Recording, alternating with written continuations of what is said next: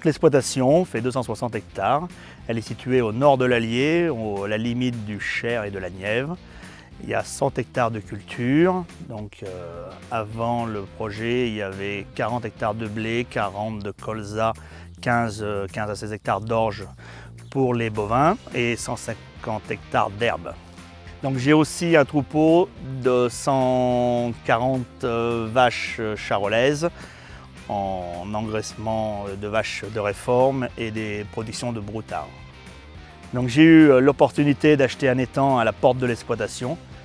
Ça m'a permis d'intégrer de l'irrigation, de pouvoir semer du maïs pour rallonger les rotations d'une part, semer des luzernes pour l'autonomie fourragère et protéique de l'exploitation et d'une part, et d'une autre part de sécuriser des cultures d'hiver.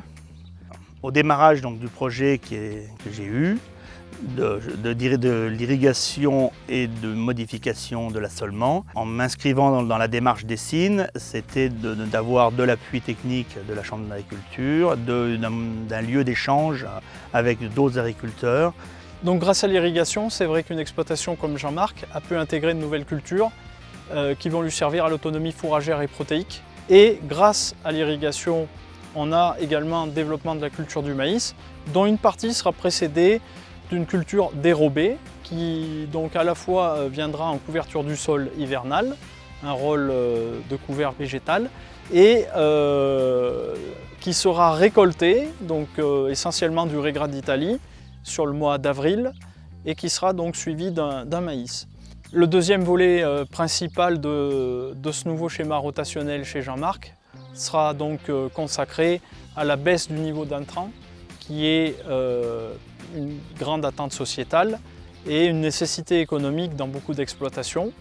La mise en place de ce nouveau système de culture, par contre, n'a pas bouleversé le travail du sol chez Jean-Marc. L'idée de Dessine, ce n'est pas de pousser à l'investissement les exploitants, c'est de faire avec le matériel qui est présent sur l'exploitation. Étant donné qu'on est sur une exploitation de polyculture élevage, ça permet aussi une bonne valorisation des fumiers, puisqu'on va avoir une fumure organique qui va être épandue avant le colza et avant les maïs. Donc ce qui va entraîner quand même une baisse assez importante des achats d'engrais minéraux également, quoi.